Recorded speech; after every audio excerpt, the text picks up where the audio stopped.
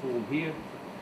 Pull that little fillet out of the way, cut it off, or leave it, it will actually come away with the whole side.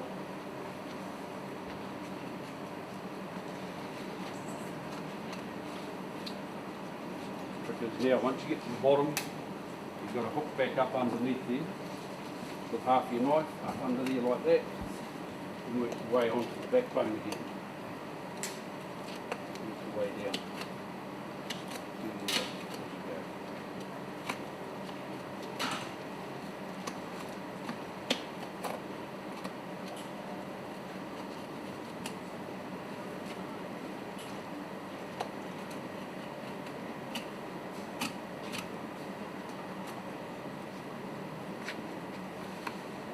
Here, around again, so get that off.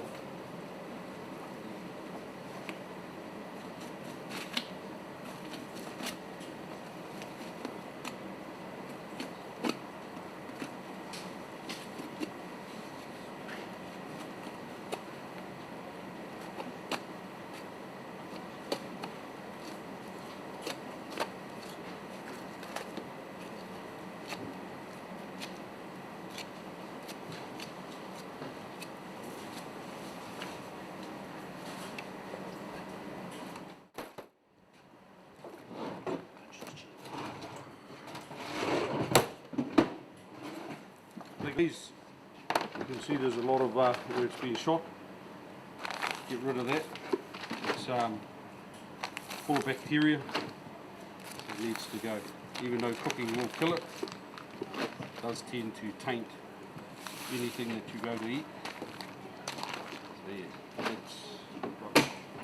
Check too, if you ever have a deer that's shot, often on the reverse side, if it's hit the rib, make sure there's no bits of lead or anything sitting around in there, because you want to get rid of that before you eat it. So again, go in here and separate the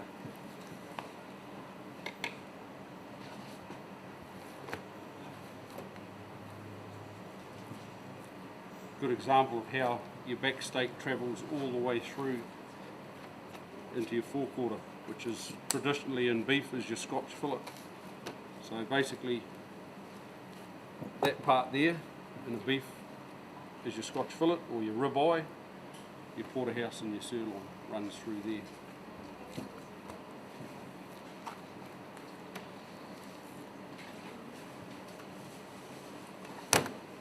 He's going on the barbie. Okay, cool. So again, a nice piece of flat like that. Probably not ideal to roll, not saying you can't, but just so it doesn't dry out, probably a bit more fat on it and a bit more shape to it probably makes it easier to roll. But again, get rid of all that, any sticking, anything that you think shouldn't be on there. Okay, dogs probably eat it. So yeah, that there, probably go into mince.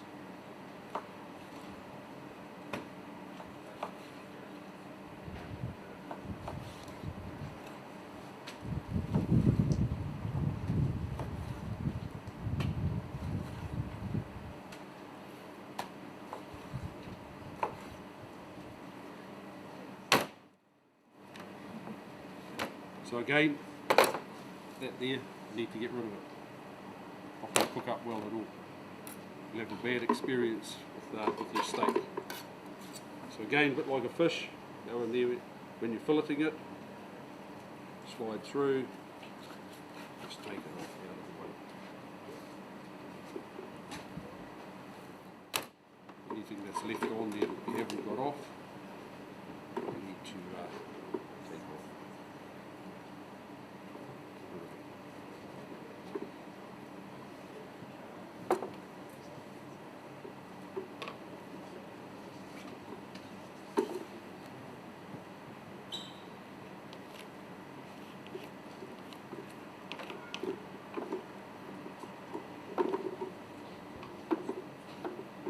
With a good back steak is is to make sure that you got a nice clean bit of meat you're working with. So that's what I'll be looking for a nice bit of steak there. Your fillet, again we'll slice it, just an idea. Get down to the tail end. I'd probably cook that whole, or cook the whole thing whole. It's not a bad idea. Make sure you've got plenty of heat in your fry pan or barbecue's the trick. So that's your high fillet, or your back steak, sorry. That's the other end of it.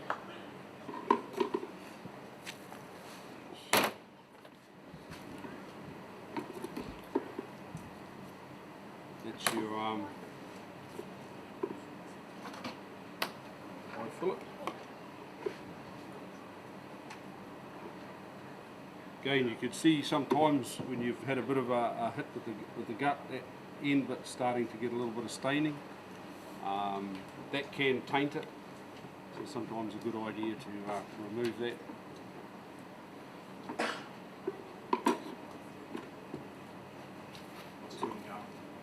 Hey? I don't know, mate. We'll if you want to, when they're ready, we'll just cook some of that. Again, when you take your rump off, imagine that hanging like that. Again, it's at right angles. Take your rump off. Take it off through there. Get your rump there.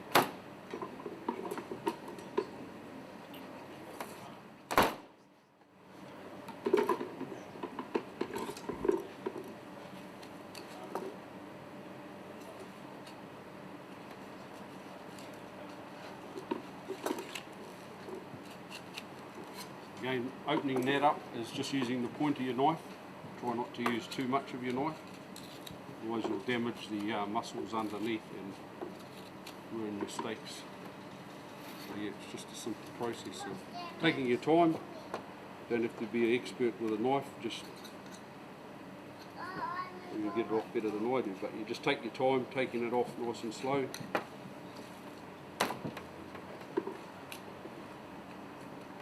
Just roll that around like that and off.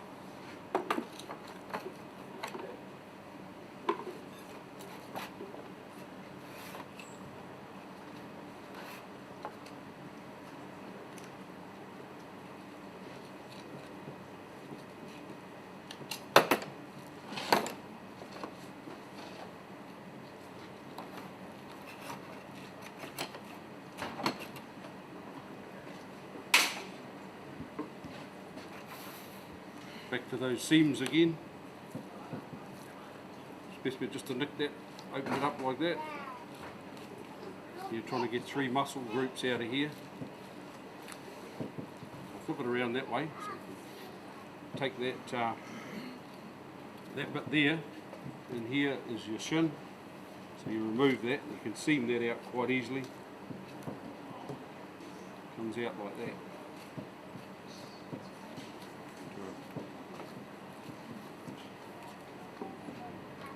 Mince. So now you can see your 3 muscle groups. You've got your top side there, your thick flank, and your silver side in the middle. So all we've got to do is separate those. Pretty relatively easy. By opening that up, you look for that big seam in there.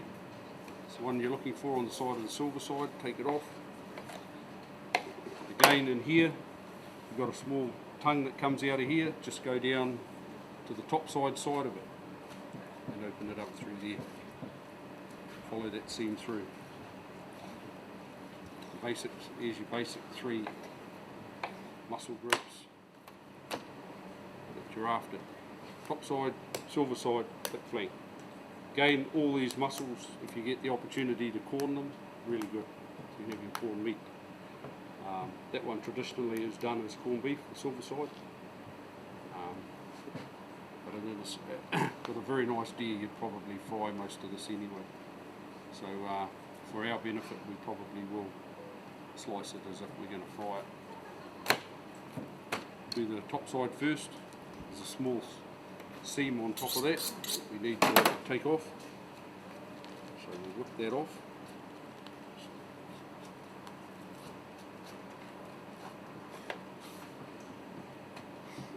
That'll expose another seam in there. It's a good idea to take that out. If you try to slice it as one, that'll normally fall off anyway in cooking. So take it off now and you won't have to worry about it afterwards.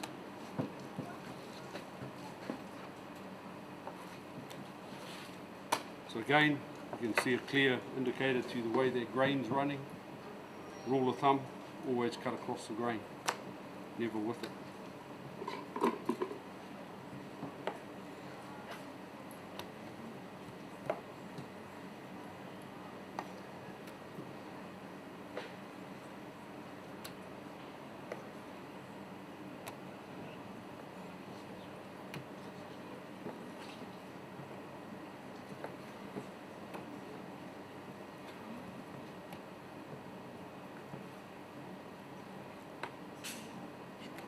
Fry up real nice. Those there, all stays there.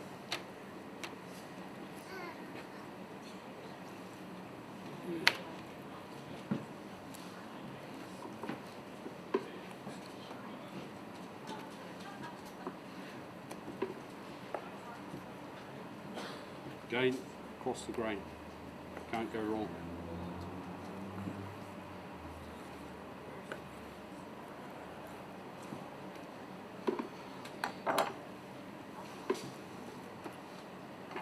Thick flank, I think I was asked earlier. That particular one fine for schnitzel, but the most common one is this one here. And that normally, with beef, will go on the slicer for schnitzel.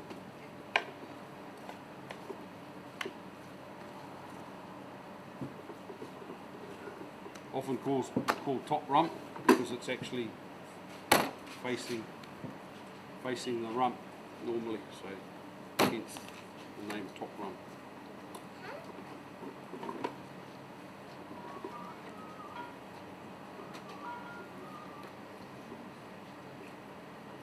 So again, if you're slicing for schnitzel, that's the face you work off.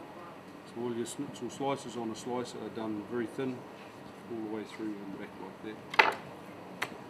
But for us, we'll just, I could slice it quite thin. You'll end up with your schnitzel. Again, much easier on a slicer to do this. Again, that's your schnitzels.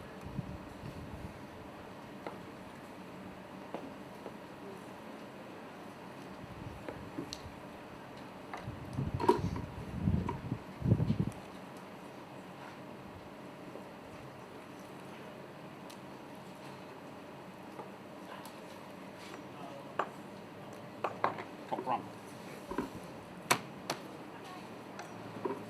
Get rid of that little knuckle that's normally there. Silver side, always take that out.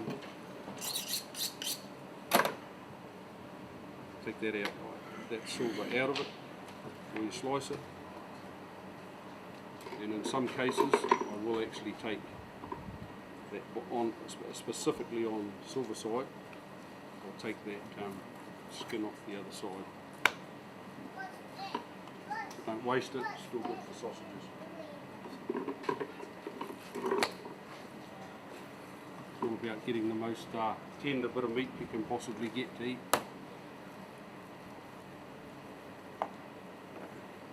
Bit of time spent cleaning it up and getting rid of all that makes for a nice bit of meat.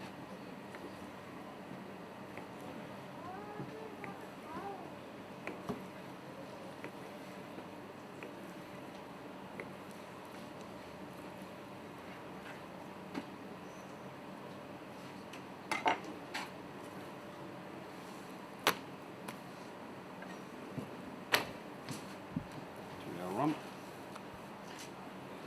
Just take any sticking off it.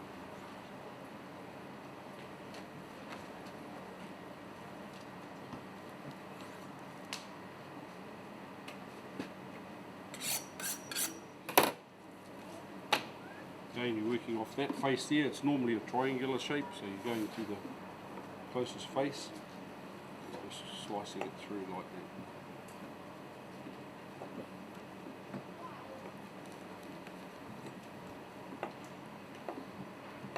Rump traditionally, you normally get your first slice of rump is normally not as tender as the what they call a middle cut of rump, which is always the best cut of rump. A lot of guys like the tail end, but yeah, normally that first cut we can throw into mince often.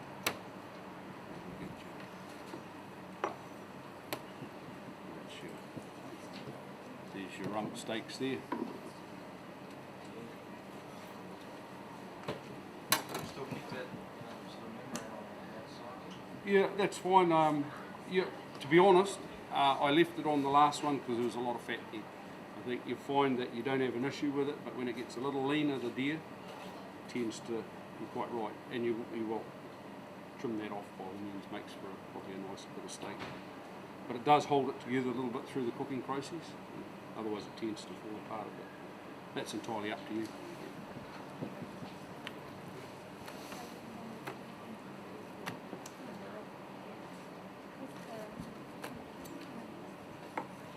Again, toughest bit of meat is the shin.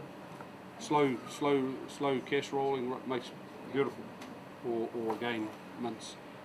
But if you want to take the time to dice it up for casserole, makes for a real good casserole. What's your selection process for what goes into mince and what goes into sausages? Is it different? What you Yeah,